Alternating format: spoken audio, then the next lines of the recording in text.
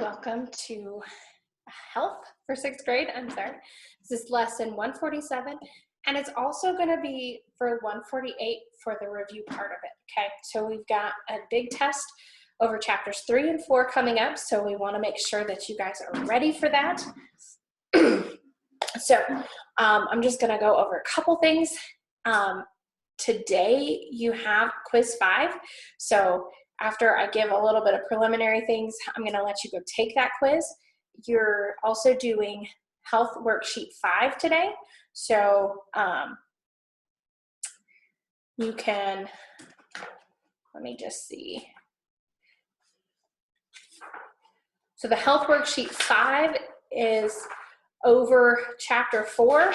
So it doesn't matter if you do the worksheet before you do the quiz before you do the worksheet.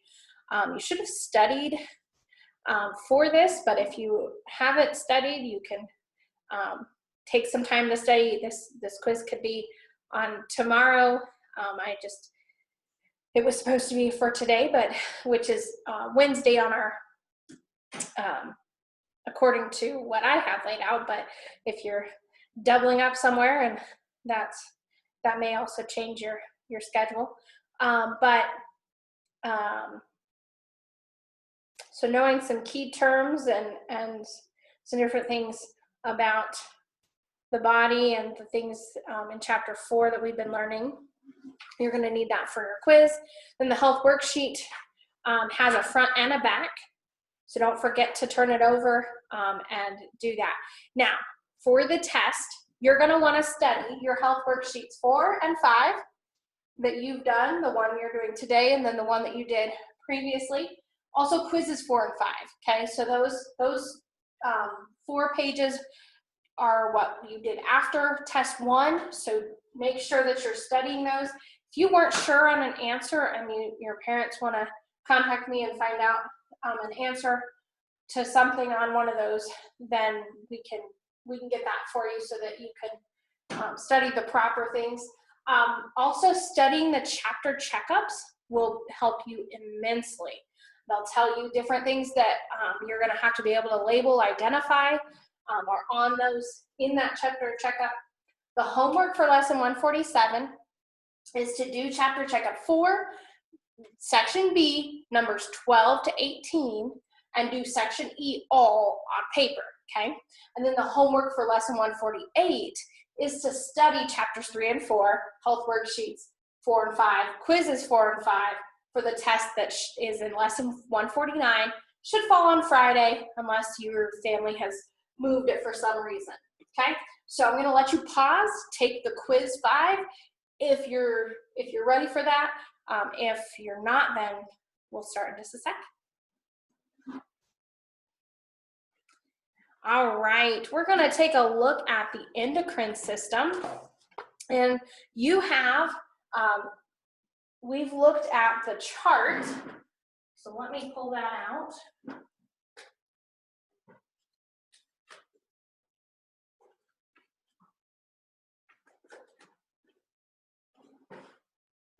Okay, hold on. Sorry about that. We actually have not pulled out this chart, but hopefully you can see it. So in the very top, in the center of the brain, between the two halves of the brain, is the pineal gland, okay? The pineal gland. This is the one that we know the least about. And so the pineal gland is a small cone-shaped endocrine gland located between the two hemispheres of your brain, okay? And then the pituitary gland is at the base of your brain. This one is a tiny structure about the size of a pea located at the base of the brain, secretes hormones that control other endocrine glands, okay? So this one helps control, it sends out messages and hormones to the other glands on how to work, okay? We've got your thyroid gland, that's in the back of your throat. Well, the front, located in the front of your neck, secretes a hormone called thyroxine. Okay, thyroxine. And then your adrenal glands, they're endocrine glands that sit like little caps, one on top of each kidney, and consists of, see, they're on top of the kidneys. The kidneys are in the green. Okay. They consist of inner and outer portions, each portion secreting its own hormones to meet specific needs in your body. It secretes a hormone called adrenaline. Okay. So the adrenal glands give us adrenaline. And then in the pancreas, there are some glands are called the islets of Langerhans. It's a group of cells found in the pancreas. They secrete insulin and glucagon. Okay, so we'll go over those in a little bit. But first of all, I'm going to ask you some. Pardon me. I'm going to ask you a definition, and you're going to give me the word for it. Okay, so I will. Here it is. Where a baby lives until birth. Where does a baby live until birth? In the womb. Very good. Okay. Functions as a kidney, lungs, and intestines for the unborn baby. What functions as a kidney, lungs, and intestines for the unborn baby? The placenta. Placenta. Okay, what's the lifeline of oxygen and nutrients for the unborn child? The umbilical cord. Very good.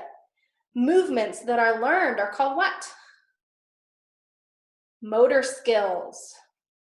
What is made up of 3 basic parts? The cell membrane, the cytoplasm, and the nucleus. The cell, very good. Tightly coiled strands of chromatin, which contain DNA.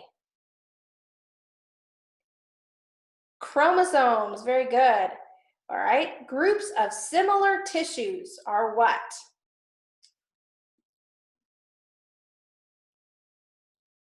I said that wrong. Never mind. No. Similar tissues that are grouped together, I'll just switch the question, are organs. Okay, what about groups of similar cells? That would be tissues. Okay.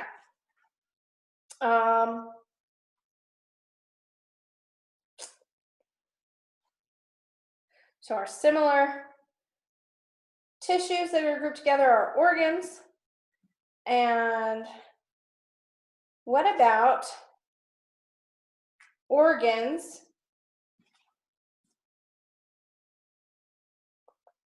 groups of organs performing similar tasks? That would be systems. Okay. All right, chemical messengers are what? Hormones, very good. Systems that produce and distribute hormones. It's the endocrine system, okay? So those hormones, remember, are Pituitary Gland, Pineal Gland, Thyroid, Adrenal, and the islets of Langerhans. They all give out hormones. They send out those chemical messengers, okay? What causes your body to grow? The growth hormone, okay? Which hormone controls the rate of certain chemical reactions in your body, including your metabolism?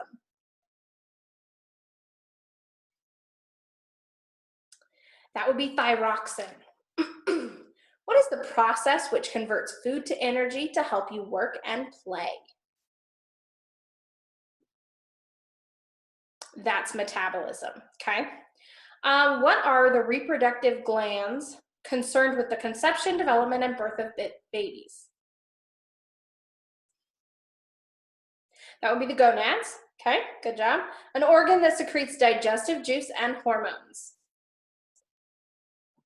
And that would be your pancreas, okay? Which hormone helps to maintain the proper level of glucose or sugar in your blood? That's insulin. And the hormone which helps to maintain the proper level of glucose, sugar in your blood. Okay, hold on. Those sound like the exact same thing. Hormone which helps to maintain the proper levels of glucose or sugar in the blood. Okay, we will come back to that one. I'll have to check the definition for that. Oh, they both do it. Glucagon, they also have that. And then a deficiency in insulin leads to a serious disease. Which disease? It's diabetes. Okay, very good. All right.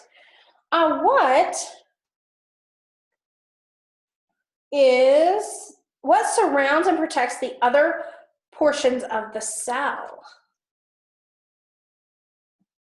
It's the cell membrane.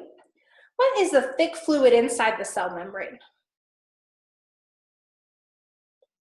The cytoplasm. Cytoplasm. Tiny organs contained in the cytoplasm which perform many chemical reactions and functions that together form the basis of life. Okay, those tiny organs are organelles, okay? And what is the control center for all the functions which take place in the cell? It's the nucleus, okay? It's like the brain, it's the control center. A material in the nucleus which forms chromosomes is what? Chromatin, very good. Okay, what hormone causes your body to release extra energy during emergency situations? Adrenaline. And the full, I guess I didn't ask the full name of this. The disease that is caused by deficiency in insulin is what? Full term is diabetes mellitus, okay? Mellitus. All right, we're gonna go back and I am gonna ask you just, I'm gonna flip this over and I'm gonna see if you can identify where these glands are, okay? All right, so first one that I'm gonna point to is right here. Which gland is this? The front of the neck. Your thyroid, very good, okay. What about the one that's in this organ? I like saying this one. The islets of Langerhans, okay? And what about this one that's in the center between the two halves of your brain? Pineal, very good. What are these that are sitting on top of the kidneys? The adrenal glands, good. And then the one at the base of the brain is your pituitary gland, okay. So know these glands, know them well, okay. Now I'm gonna ask some questions from chapter 4. We'll move on. So there's different systems in our body. And so I'm gonna ask you the system. I'm gonna tell you the system and you're gonna tell me what that system does, okay? So the skeletal system, what does the skeletal system do for us? It provides support and rigidity to your body, okay? So provides support and rigidity to your body. It's our skeletal system. What about our muscular system? It's responsible for all movement. I hope you got that. You guys are moving all the time, I'm sure. Probably stir crazy right now. Hopefully you get to get outside some. The circulatory system, what does that do? Transports nutrients, water, and oxygen to every living cell in your body, okay? So that's your circulatory system. What about your respiratory system? What does that do?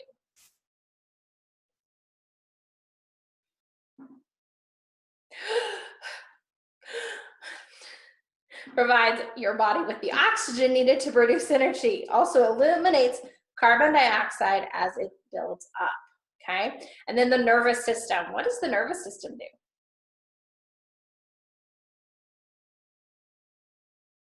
It's the controller of all other systems, sends and receives messages to and from each system simultaneously, okay?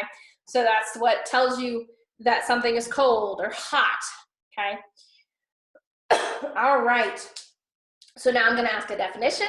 You give me the word, okay? Substances your body needs in order to function properly includes proteins, carbohydrates, fats, minerals, and vitamins. What are those? The nutrients. Good job. Condition in which bones become brittle and break down. Osteoporosis. Osteoporosis. Okay? A drug that can be harmful to your body, especially during your growing years. Caffeine, okay? A fatty substance in the blood. A fatty substance in the blood is cholesterol. Good job. A fatty deposit, it restricts the flow of blood through vessels. What is that? That's plaque, okay? Think of what, you get plaque on your teeth, okay? So your blood can get a buildup like that. And so that restricts the blood flow, and it's not good.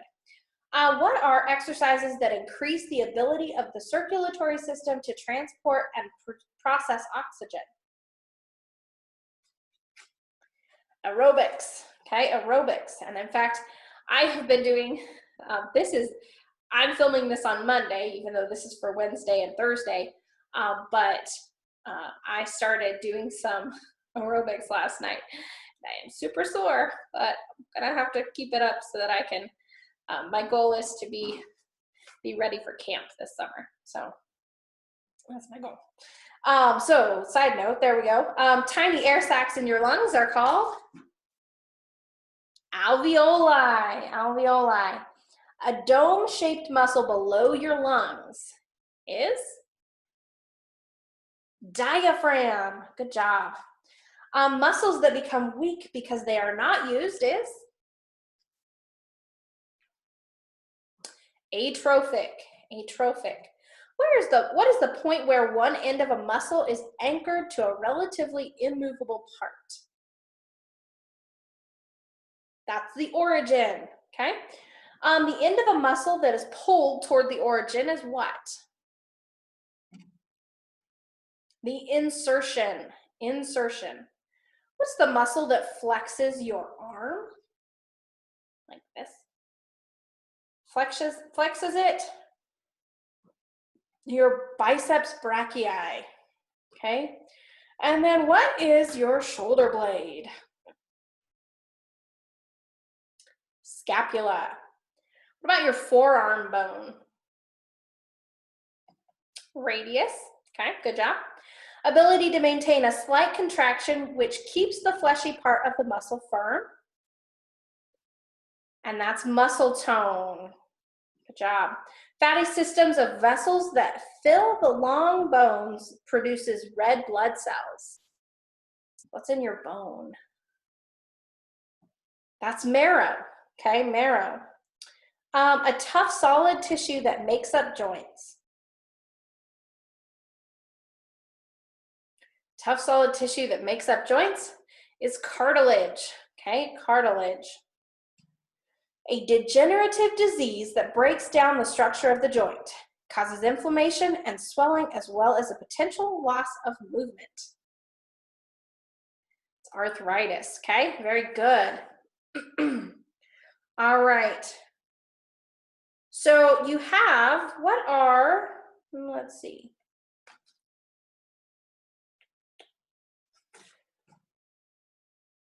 These are all types of bones, okay? Support the weight of your body and work with your muscles to provide movement. Which type of bones do that? They support the weight of your body and work with your muscles to provide movement. Those are your long bones, okay? Usually nearly equal in length and width. So kind of squarish or, you know, equal in length and width would be short bones, okay? Usually have the important task of protecting vital organs. Which bones do that? Those are your flat bones, okay, like your ribs, all right? And include your facial bones and the vertebrae in your back. Such bones protect and support your body's structure. Which ones are those? If you were keeping track, those are the last kind. They're irregular bones. We don't have a specific category for each of them. They're all slightly different, but so there are irregular bones, okay? Define each type of joint. Okay, so what's the definition of an immovable joint? Joints such as the ones between the bones of your skull, which do not allow movement. Okay. What about slightly movable joints? What is the definition for those?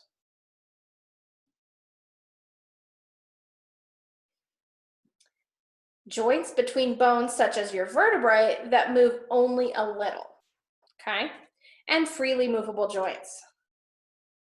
What is that? Joints which allow bones such as your arms and legs to move as needed, okay? So they're freely movable. All right. How are voluntary and involuntary muscles movements different from each other? Okay, how do voluntary and involuntary muscles differ? Voluntary are conscious movements, and involuntary movements are subconscious. They're both controlled by your muscular system, so they are both controlled by the same system, but voluntary are things where you say, okay, I'm gonna move my hand, okay? That's a voluntary movement, but an involuntary is like your heart. It's gonna beat without you saying heart beat, heart beat, heart beat, okay? Because that wouldn't actually beat as many times as it needs to. And so then, name the 5 types of nutrients, okay? We've got 5 types of nutrients, name them all. Okay, protein, carbohydrates, fats, minerals, and vitamins, okay? Hope you got those. What's the major functioning group of muscles? The major functioning group of muscles. So there's your arms is one, your upper and lower back, your chest and your abdomen, and your legs. Those are the major functioning groups of muscles, okay? And then what should a good exercise program include? First of all, warm-ups, stretches, and aerobic activity, okay? Now, exercise should be done at least how many times a week? 3. So you think of a good exercise program includes warm-up, stretches, aerobic exercise, 3 things. So at least 3 times a week, okay? And then it should involve all major muscle groups and should allow the body to cool down slowly, okay? So those things are very important in an exercise program in order to maintain healthy body, healthy heart, all of that, okay? So we've gone over our endocrine system. We've looked at that. There's the different types of bones that you're gonna have to know, and the different ways of exercise. The bones are all found on page 74 and 75, so make sure you look at those, study those well, and it gives you also the immovable, slightly movable, and the freely movable joints, gives you examples of each of those on that page as well, okay? So know your bones, bone types, know your systems, your skeletal, the muscular, endocrine, well, just be able to know where to find all the endocrine system. Circulatory, respiratory, nervous, know the function of each of those systems, and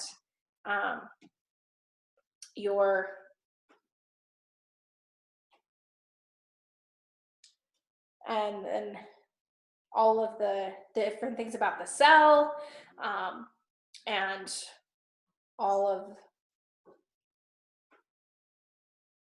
and then a couple of the things about the womb and the placenta and the umbilical cord, things about growth and all of that So there's quite a bit of things that we've covered, but if you study chapter checkup 3 and chapter checkup 4, and when it says to be able to label something, go find that so that you can know where that is. Find it in the pages of chapters 3 and 4.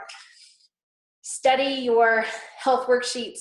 Do health worksheet 5 if you haven't already, and study health worksheet 4 and 5 and quizzes 4 and 5 for your test, which will be in lesson 149. So this is for lessons 147 and 148. So if you need more study, come back to this video and try to see if you can answer the questions again.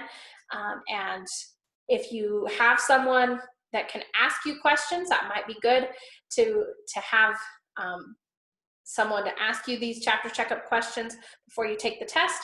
And so do well on this test, and we will see you in the next lesson. For health will be on next Monday, and for